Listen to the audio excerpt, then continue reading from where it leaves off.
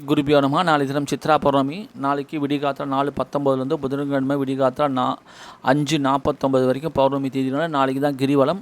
நாளைக்கு சிறப்பான நாள் என்னன்னு கேட்டிங்கன்னா, வைகை ஆற்றில் ஸ்ரீ கள்ளழக பெருமாள் எழுந்திருக்கக்கூடிய ஒரு அற்புதமான நாள். சித்ரகுப்த பூஜை, இந்திர பூஜை, வாஸ்து நாள். நாளைக்கு காலையில் 8:54 9:30 மணி வரைக்கும் இது பர்டிகுலர் டைம். பொதுவான நேரம் பார்க்கும்போது 8லேருந்து 9:30 மணி வரைக்கும் அமைகிறது.